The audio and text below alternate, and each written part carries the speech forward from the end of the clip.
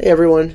I've had a ton of students come up to me lately asking me to make them a pass-through fidget, and that's great and all, but I don't want to just print something that you guys find on the internet if I can help it. I want to print something that you make. So I'm going to show you guys how to make your very own pass-through fidget and hopefully impress all of your very many friends. So we're going to start with a cone because the cone is the classic pass-through fidget shape. Alright, we're going to change the height of this to, let's make it 80. Alright, and then we'll do a base of, let's say, 40. And just notice I have to change both those numbers there. Alright, and then sides, we want to just up that as many as possible. Now we have a nice, perfectly round at the bottom cone, coming to a nice sharp point at the top. Alright. That's done. Next thing we want to do is we're going to use this sketch tool. And you know, I've been looking at this extrude sketch tool for a while, and I haven't really used it because I wasn't sure what to do with it, but I think I finally came up with a nice, fun use for it. So what we're going to do is come right here, and we're going to leave 3 millimeters at the top. All of these boxes are millimeters, so we're going to leave 3 millimeters at the top, make our first point, go down, just straight down, and we're going to leave 3 millimeters at the bottom.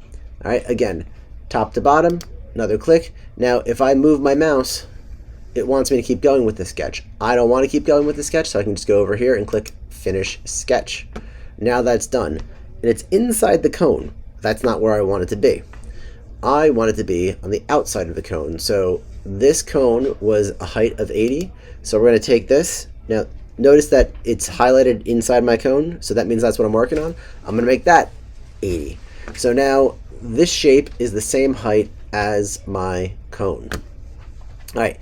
Next thing I want to do is I want to, oh, you know what? I forgot something. Let's go back and edit the sketch. I don't want those sharp flat edges, so I'm going to go over here, and I'm going to go over here, and we're going to round those corners. That's going to make things look a lot better. All right, and I'm going to refinish the sketch. That's much nicer, I think. Anyway, so now what I want to do is I want to twist this. We're going to put in a value of 90 for the twist. All right,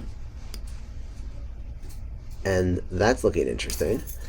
And we're going to move it from steps to smooth. That looks much better now.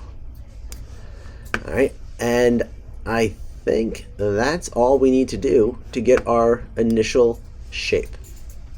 All right, now what we want to do is take this fun shape that we've made and duplicate it, Control D, or if you're on the Mac, Apple key, D, and then we're going to twist it by 120 degrees.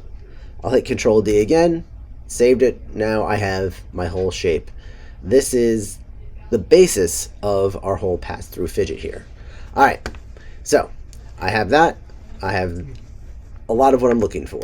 Next thing I want to do is duplicate my cone because I'm going to need to do that again. And then I'm going to duplicate one of these guys one more time because I'm going to want that for later. So I'll just kind of put those off to the side. Now, what I want to do is click on this, and I can hide it by clicking this little light bulb, and now I can work on this exclusively. I want to highlight all of those and hit Control B to make it a bundle.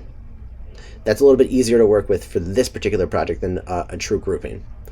All right, now I have this bundled. All right, you can see it's that different color when you click on it. Anyway, so that's bundled. Again, Control B, Apple key B on the Mac. All right. Next thing I want to do is bring back my hidden cone by clicking that. I'm going to highlight both of these guys, and I'm just going to make sure that they are, perfectly centered. And see how those dots are gray there? That shows you that they are, in fact, perfectly centered right where they're supposed to be. Then I'm going to click on this. Actually, I'm going to highlight both of them, and I am going to click Control I. And this makes it an intersect part. So basically everything that is touching those two parts, that's going to remain, and the rest of it's just going to go away. It's a really neat and different way of making a hole, because it's kind of keeping what you do want and getting rid of what you don't want. So this is part one of my pass-through fidget. That's the part that is going to actually pass through my cone on the other side. So simple. This guy over here, I now want to do some work on. So I'm going to double click on him so I can edit him. And then I'm going to click on that line. And I want to change, not that, I want to change this to a width, not of 4, but a width of 2.4. I can click off that.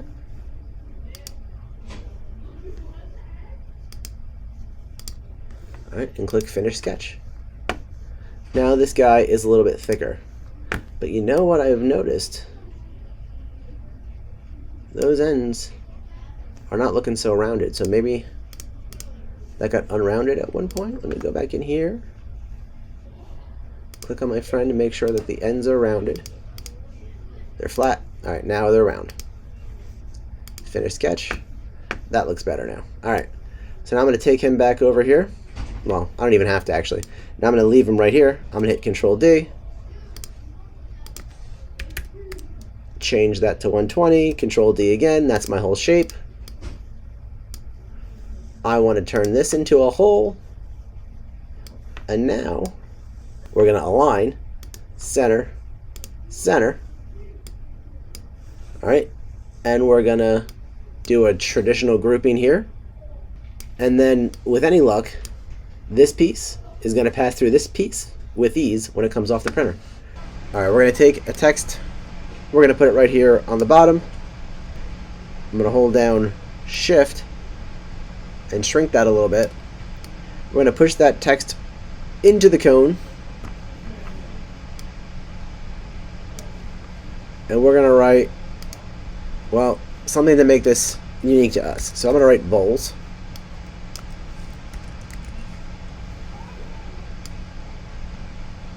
And then it's a little bit below the cone, so we're going to raise it up.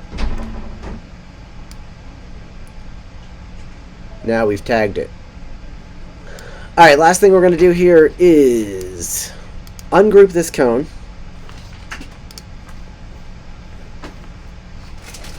And then just highlight everything. And now we're going to group this. The reason why we highlighted everything and regrouped was because we didn't want any of these letters to mess up anything happening inside the cone there. It probably wouldn't, but it's a good safe practice. So now I have this cone tagged with vols. Those letters are touching every surface. Obviously you can tag your cone with whatever you want to make sure that this is your device and not someone else's. We're going to get this into the 3D printing software and we'll see how it all turns out.